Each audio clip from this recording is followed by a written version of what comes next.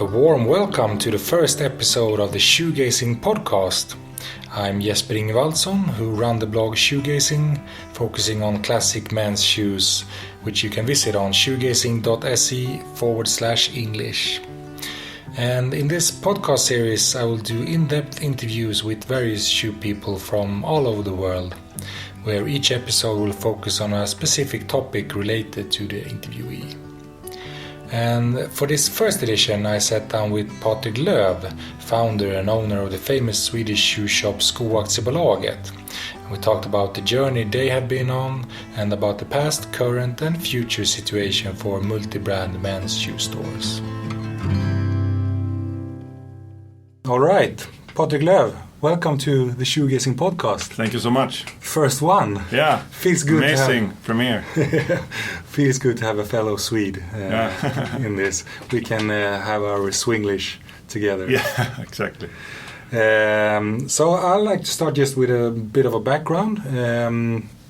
First, the classic question: how did you get into classic shoes?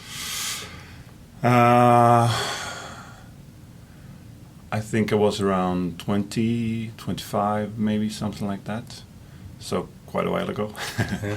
And I just started getting really tired of just walking around in sneakers and crappy shoes, basically. And as I'm tall, I also have big feet, and it's kind of hard to find fashion-forward shoes. So I kind of switched to classic shoes, and I found at a shop called Rosenborn in Stockholm, I found Crockett & Jones for the first time. So that was basically my introduction to classic men's shoes, was actually through Crockett & Jones and the guys at Rosenborn, and of course the Crockett & Jones shop in Stockholm. Yeah, and Crockett is still a big brand in Sweden. Yeah, I mean, I think they didn't have a lot of competition back then. They had Church, and then you had Crockett & Jones, and now, of course, the market is flooding with new brands and established brands that are coming into Sweden the last 5-10 years. So yeah, it's a big change in Stockholm generally. Definitely, and in Northern Europe as well. Yeah, we're gonna get into that. Yeah, but just because your normal life, then you work with an IT consultancy firm, which you I'm run. an IT nerd. Yeah, because we are actually in your office here, combined office with Skoaktiebolaget, Shoegazing it's called. Yeah. So you've been running this since 2003. Yeah, I started this up in my late 20s. So I'm a big Apple nerd and always have been since I was a kid. And then I started working professionally with it in my early 20s, and then I started up the IT company in my late 20s, and it's the base. That's where I spend most of my time, actually. Many people don't realize that, but yeah, I spend a lot of time at my IT company, definitely. How does that work, to combine the two? No, it gets very fractioned, that you're thinking very creatively the one day to start up new lines and develop new styles and stuff like that, and the next you're working on a big IT project. So yeah, it can be a bit difficult sometimes, but it's also nice to have a bit of a change in the day-to-day work. So I enjoy it. Yeah. Mm-hmm. And then in 2012 you started sort of the first multi-brand men's shoe shop, classic men's shoes here in Sweden. I suppose it was because of the lack of competition that you mentioned. A lack of good shoes. My friend and business partner Daniel went to New York to Leffo. Everyone knows Steven, of course, and he came home with a pair of Edward Green and Gaziano Girling, and I became amazed, just like how I looked into their web shop, or they didn't have a web shop, but their online their blog. I think they just had a blog, and I was just mind blown by all the goodies. And compared to Stockholm, it was just amazing how much good brands there were out there that had never been introduced to Stockholm or Sweden and the Nordic countries in generally. So yeah, that's where I got the idea, was actually through Daniel's little trip to New York. Definitely. And then quite quickly you had your shop here in Stockholm and a regular brick and mortar store, quite small, very smaller than most people would think. I think. It's definitely smaller than most people's kitchen. Yeah, exactly. Yeah. Very cozy. When you go in, then you basically have the full access to the store. It's very small. Yeah. It's like 40 square meters. Yeah, and then, but you also straight away started focusing on selling internationally. Can you tell me a bit about how you thought? Yeah. Sure. Well, the thing was that we opened up the store as it was meant to be a brick and mortar store only. And we wanted to have a cozy atmosphere just to serve to clientele in Stockholm that wanted a bit more than the regular stuff that was available. And then for many, many years I've been active in styleforum.net, menswear community. People started asking me if they could buy our shoes, and we didn't really know how to. We didn't have a courier.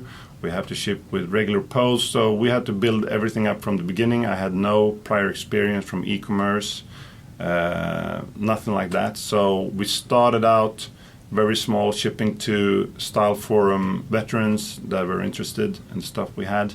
And we built it from there, basically, with very small steps in the beginning. And then, of course, it exploded in a way that I don't think we never meant it to be that big. And no one else either. I don't think our manufacturers thought we would make such an impact. It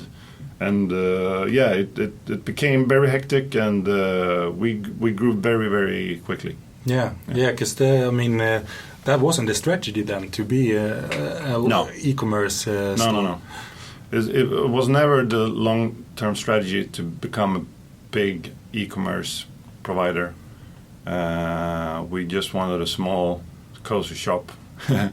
But things change, and if it weren't for the e-commerce, we wouldn't have survived, or at least we wouldn't have grown as much, of course. But with the changes that are going through the industry right now, I think it's hard for anyone to survive without a proper e-commerce platform. And like you say, Styleforum was sort of a foundation for that. I know we have, I think it's Olof Nitenius who called you, he said that you have a black belt in Styleforum. What has it meant for the brand and for the shop? It's meant a lot. Styleforum was a place where I hung out a lot, and a lot of people like me that were really into shoes. And I think there's been a big change in the industry in generally. Styleforum was a place for basically very nerdy people that were really nerdy about shoes. In a good way, in a good sense, that were really interested, that really, really, really enjoyed the products themselves and didn't really care about much else. The whole menswear package was something completely different from the shoe guys that hung out in Styleforum. And Styleforum at the time, now you have Reddit, you have, a lot of people use Instagram as a discussion forum and everything. But back then it was basically the only thing that you had for like-minded people that were really into shoes and menswear in general.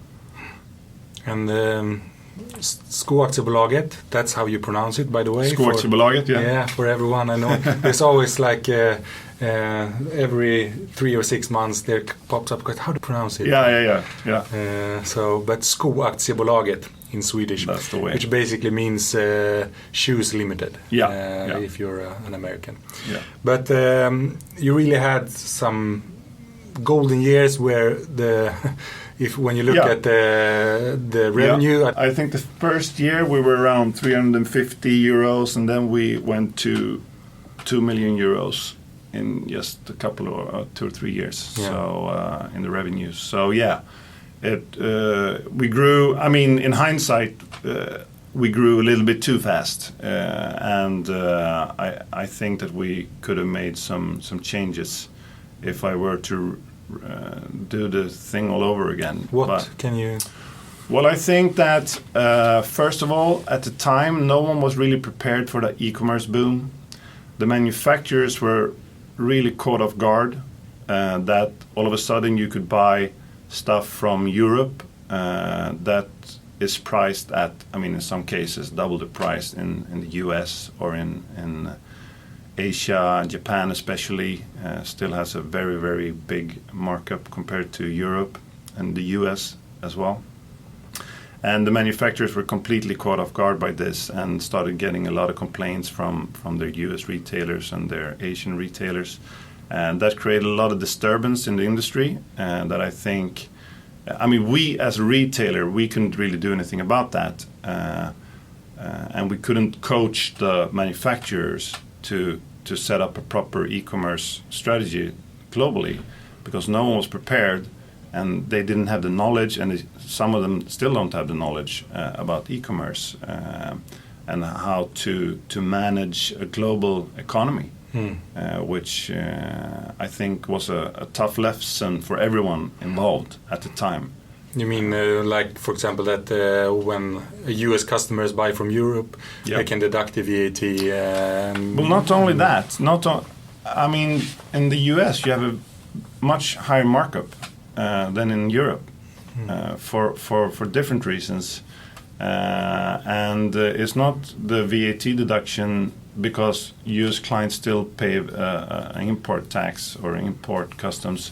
So it's more that the recommended retail price is so different, or was so different in the different regions, that it created a big disturbance that wasn't good for anyone.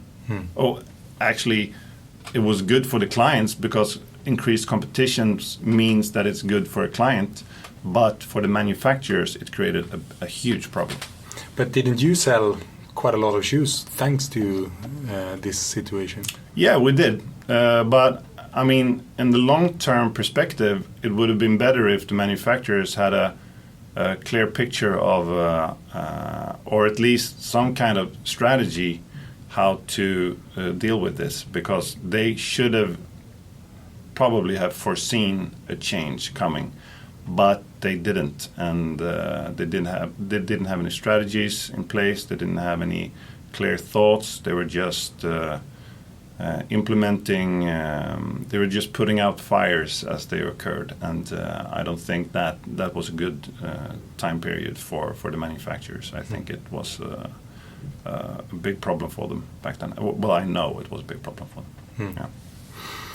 And how has it been to combine a brick and mortar store with the online presence?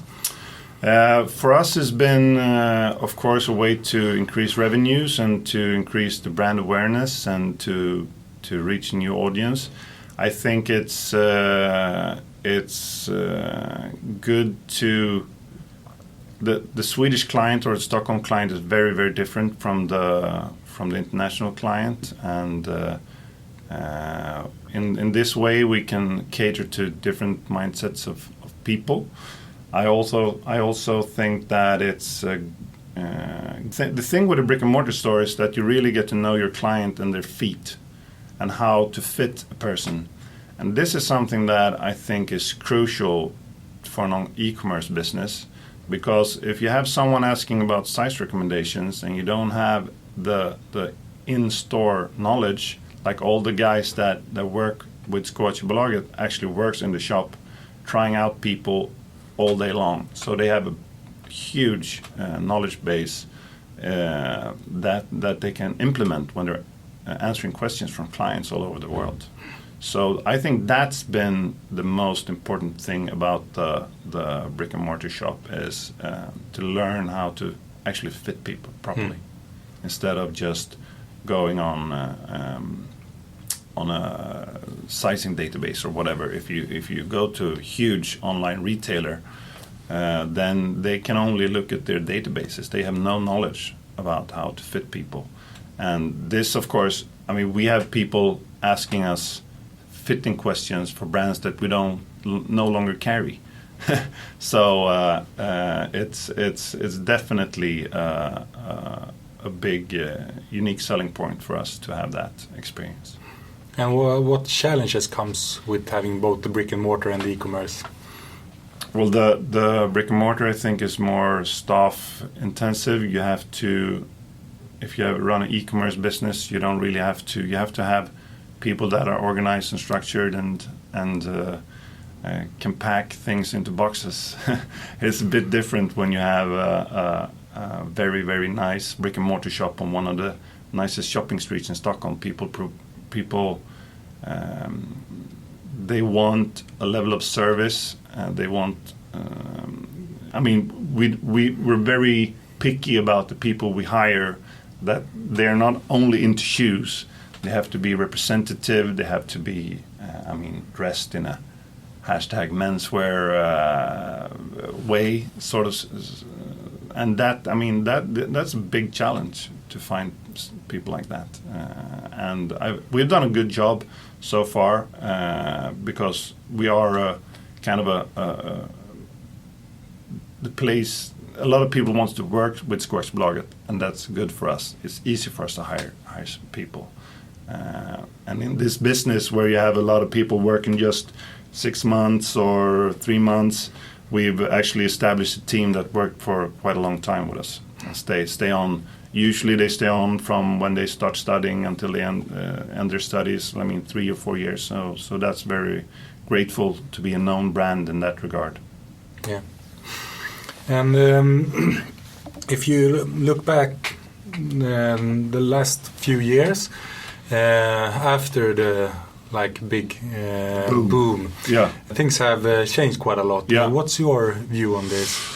I think it's for the clients is good. All competition is good for the clients. It makes prices go down and quality go up. From that perspective, I think it's good. I think we see a lot of brands now that are popping up or have been the last 3 or 4 years, and I think that's a big challenge for the industry. I think it's created. You have people now coming into the industry with no prior knowledge of the industry, just like myself, but they're coming in a few years later, so they don't have the time to learn as we did at Skoaktiebolaget. We started so early. So I think it's a challenging time. It's interesting time with e-commerce booming as much as it does, and we'll just have to see where we land. It's kind of hard to make any assumptions where this industry is going. We're looking at a recession probably within a couple of years. It'll be interesting to see which brands are still left after the recession. The last time it was a big impact. We were visiting Gazian and Girling and Edward Green. They were down to 4 working days a week, and so I think that next recession will really be where you see a lot of changes in the industry. I think we'll see retailers disappear. I think we'll see manufacturers disappear, brands disappear. So it'll be very, very interesting. In the next coming years. Because if you're looking back now, the past few years for Skoaktiebolaget, you started with 3 brands, you added more and more, and you had quite a lot of brands at a while, 5, 6, or what was at the top, and then, but then you also exchanged brands. Now you don't have any of the founding brands, so to speak. What's your thoughts when you introduce brands and to what you offer in the store? Yeah, well, we try to offer stuff that in the beginning we just picked our favorite brands at the time in different price tiers because we want that, and we still think about this, of course. I think if you run a multi-brand store, this is crucial. I think that I want a brand that both I really have to like the brand myself. I have to like the products, but I also think, of course, if it's going to work commercially. And that's a balance that I think is my strength, that I can pick both. Sometimes it doesn't pan out, and then you have to just make a decision that we can't continue with this brand and not hold on for something for too long. I'm not really sentimental about things like that. I mean, I still look at Skoaktiebolaget as a business, although it's a passion project from the beginning. But I really, really think that I would be able to wear it myself and enjoy it. And also for me, it's important that you can have a creative brand that doesn't limit you too much. And this is where this is why personally I love Enzo Bonafé, why we've taken the decision to start with our own brand, is the creative freedom. And the brands that we have had the least partnerships with is the ones that have limited us creatively. Because it's such an important thing for us to offer new stuff, new materials to clients. And this is what clients demand these days, even though it's not as it doesn't have the big impact as it had a few years ago in Style Forum, when you could introduce a limited material like heather gores or something like this, and it would sell out, like 50 pairs would sell out in a couple of hours. It's not exactly the same, but people are still expecting new styles, new lasts, new materials, and it's so much easier when you have a manufacturer that you can actually have a good dialogue with in this regard. Because you have always worked that way, that you have limited, more or less, models that come and goes, and you don't have a set base of models that you just run for years and years. No, we always change things up, and some people think that we just go down to the manufacturers and we pick a collection from their stock or whatever, but it's never been like that. I've always visited the factories about 1 or 2 times a year and really sat down and browsed through their leather stock, bring old stuff up and introduce really old styles again, and look through the archives. And I sat at Enzo Bonafé for hours and hours just looking at folders of their old styles. Some are dating back like 40 years ago. And also, introduced leathers that had been in their leather stock for like 20 or 30 years, just reusing that. So we always build our own kind of a collection from the manufacturers. We've never went with just like the finished stuff. Of course, we always have like black Oxfords, brown Oxfords, stuff like the basic stuff. We always pick that. Of course, you have to. But we've always wanted to have the special stuff, the limited series, limited styles. And to go into your own brand then, that you started, is it a year ago or something like that? Yeah. Löf and Tung? Yeah, it was a year ago. So when you wanted to create your own brand, what was your thought behind it? Well, I wanted a brand that was very creative, that I had a huge creative freedom. I don't work well with restrictions, so I wanted a manufacturer that was really good at this, flexible. And through my friend Justin Fitzpatrick, I managed to find a good manufacturer for me that, I have full creative freedom.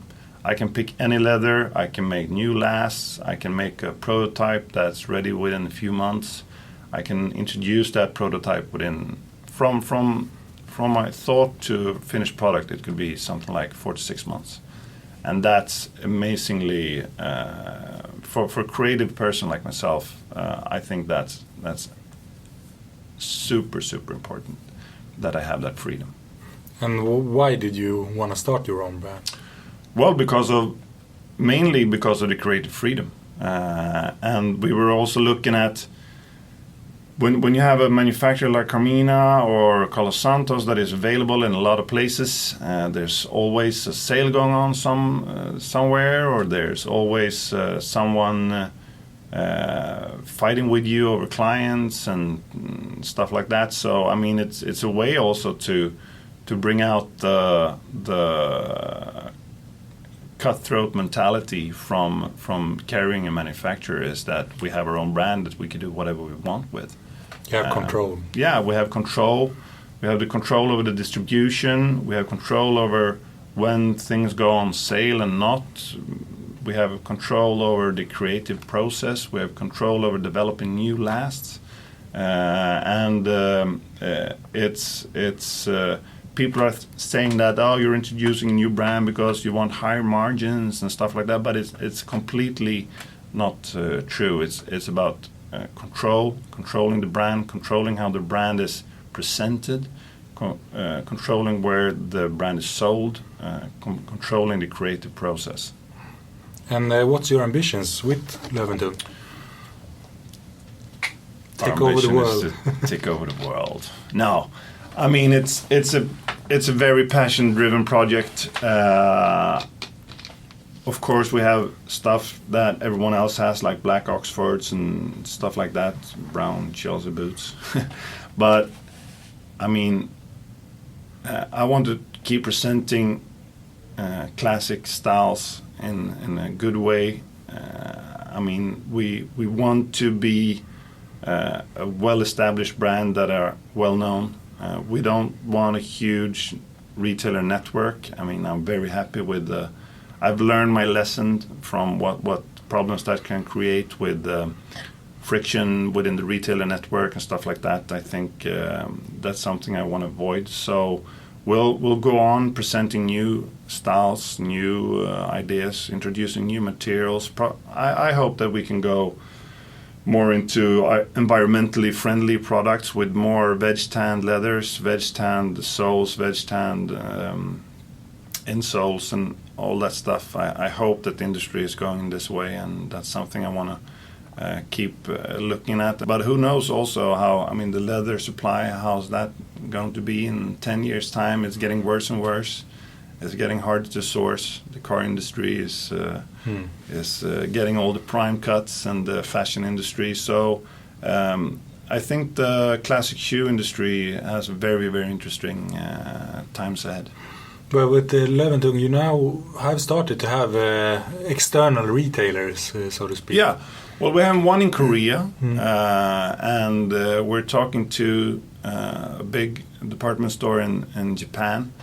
But I want to keep a very, very limited retailer network. I want people to be able to try on the shoes in a physical store, but it's not super, super important for us because we have we have worldwide shipping, we have flat rate returns. It's so easy for people they can order 3 pairs and send 2 back. The physical retailer, I think, is very important still, but for a new emerging brand, it's not that crucial anymore. Definitely not. So we're not actively going to retailers and asking them to sell our shoes. It's more a question of if someone comes to us like they have, and we think is a good shop with a good strategy, we will listen, but we will have a very, very limited retailer network, very limited.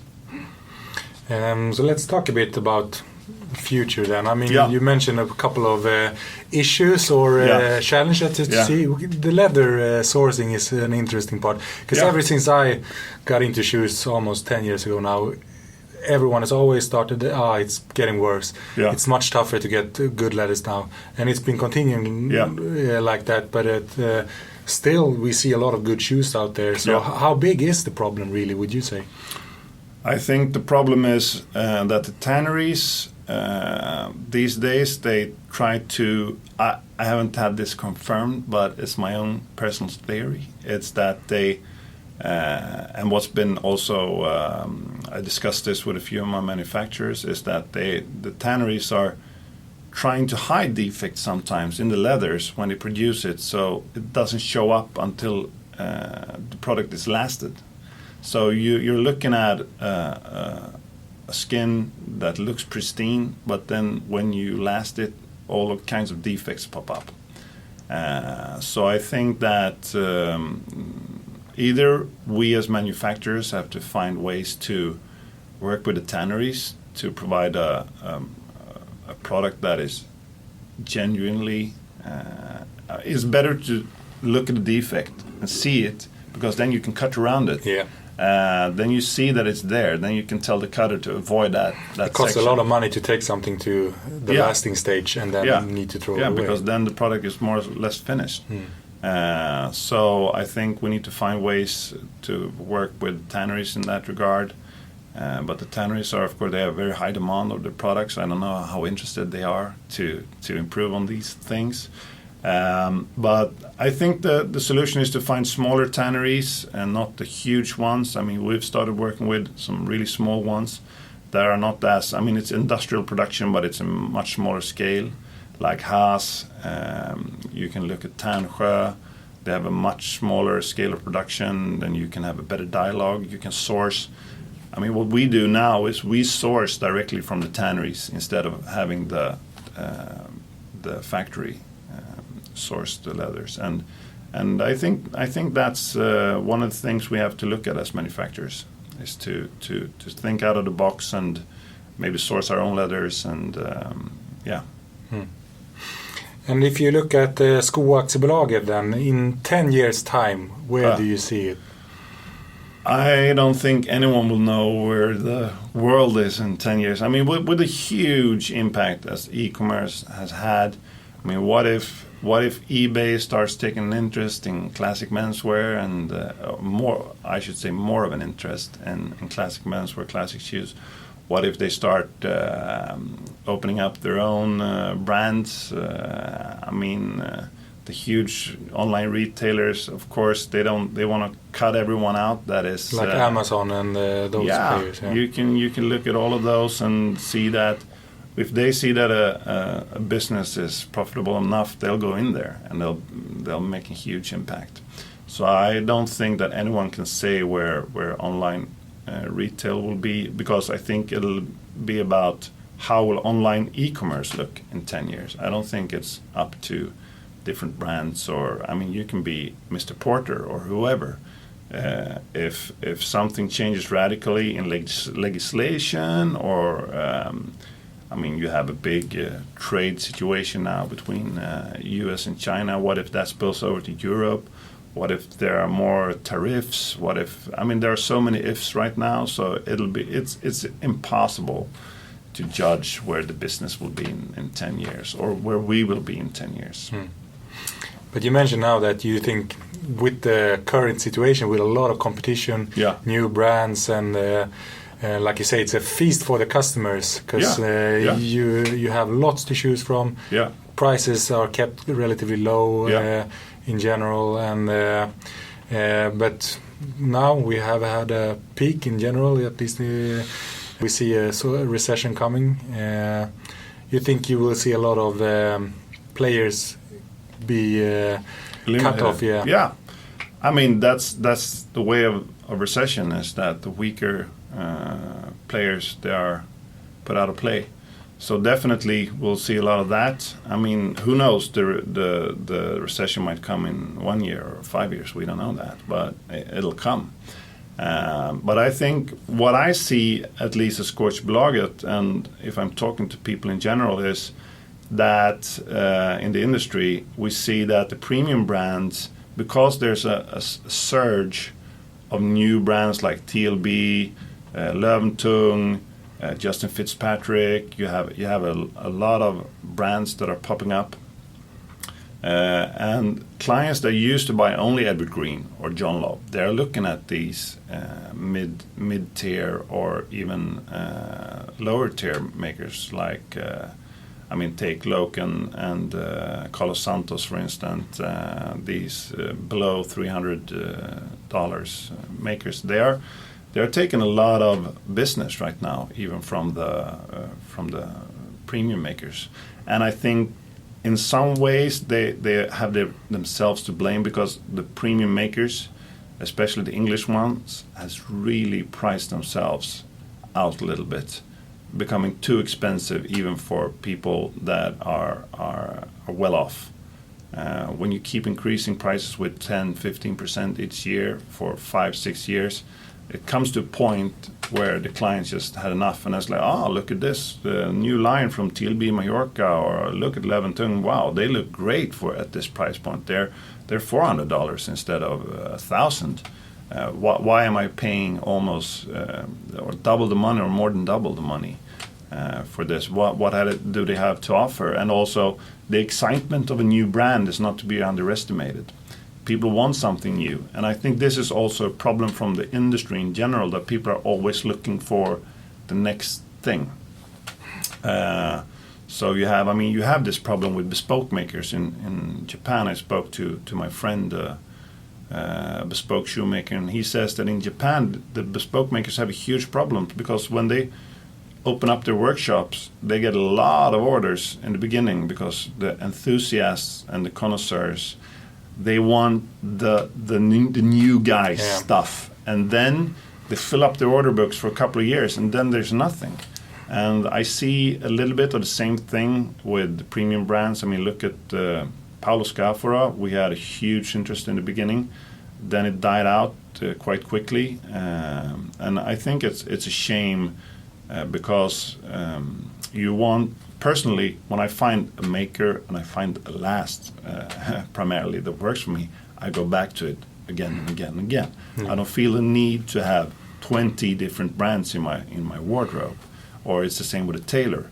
If I have a good tailor that knows my body, knows what I like, then I that's when you get the real good stuff, when you have learned to work with someone. Yeah. But I don't think that's the general mentality right now, and I understand. I mean, I understand the mentality. Definitely, you want the next new thing. It's very basic, primal human behavior. So I think it's natural, but it does create, especially. I mean, it's changed a lot. I think in the last few years. Maybe it's not a primal human behavior, but I think it's something that's born out of Instagram and the new primal urges that are emerging because of the impact social media has on our brains. We're always exposed to new brands. We're always exposed to new stuff. So I think that people just want the new stuff all the time. And you said that you want to continue to be a multi-brand shoe store. Yeah.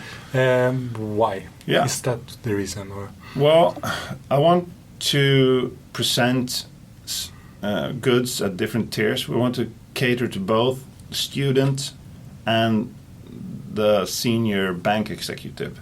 I want to provide John Lobs for the bank execs, and I want to be able to offer something to everyone. I don't want Skoaktiebolaget to be like an elite shop just for people with a lot of money. I want to cater to a wide audience.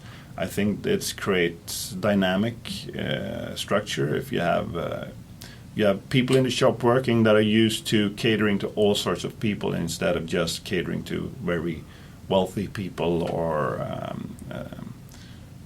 a set type of client. I think that would be boring, to be honest. So yeah, we'll continue to be a multi-brand store as long as I'm the captain of the ship, and cater to different price tiers and different types of clients. Yeah, good. Yeah. Patrik Löf of Skoaktiebolaget, thank you very much for being part of the podcast. Thank you so much. Yes. For much more on classic shoes, visit shoegazing.se/English. And the Shoegazing Podcast will be back after summer with irregularly published episodes interviewing shoe people from Japan, England, France, Spain, Germany, and so on. Follow the podcast on whichever podcast platform you prefer.